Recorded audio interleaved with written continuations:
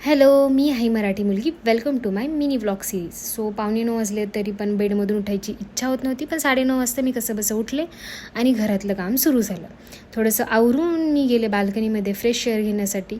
चला, कॅफेवरती जाण्याची वेळ झालेली आहे. सो मग मी आता घेतलं रेडी व्हायला. रेडी होत असताना मला एक विचार आला की मुलींचं आयुष्य किती अवघड आहे. करिअर सांभाळा, घर सांभाळा, घरातली कामं, बाहेरची कामं, बापरे, कामच संपत नाही तो मुलींच्या लाईफमधली. तरी पण लोकांना वाटतं की मुलींचं लाईफ तर फार इझी आहे, पण seriously it is not easy at all. पण ठीक आहे, आता काय करू शकतो ना याला. एनिवेज, सो आता कॅफेवरती जाण्याची वेळ झाली होती. 10:30 वाजले होते. सो मी निघाले कॅफेवरती जाण्यासाठी. आज एकटी नाही तर श्रेयसला सोबत घेऊन निघाले होते. सो कॅफेवरती पोहोचले. त्यानंतर माझं क्लिनिंग सुरू झालं. क्लिनिंग केलं, सेटअप केलं. आज आहे गुढीपाडवा. सो गुढीपाडव्याच्या निमित्त मी म्हटलं थोडंसं डेकोरेशन करावं. एक छान फिलिंग येते, कारण आजपासून नवीन वर्ष सुरू होत असतं.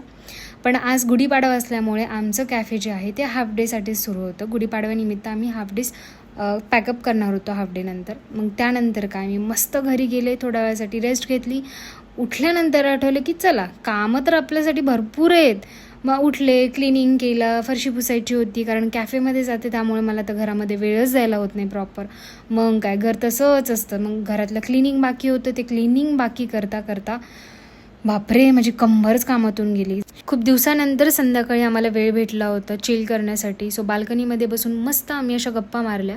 7:30 वाजता श्रेयस गेला क्लबला आणि मी गेले चिल मोडला. निवांत झोपून गेले होते मी. पण उद्या ईद असल्यामुळे नेमकं कॅफेला सुट्टी आहे, त्यामुळे मी कॅफे खूप मिस करत होते. पण एनिवेज, परवापासून 11 वाजता वापस कॅफे ओपन होणार आहे. सो तुम्ही पण या आणि व्हिजिट करा आमच्या कॅफेला, दी स्पायसी स्टोरीज पुणे.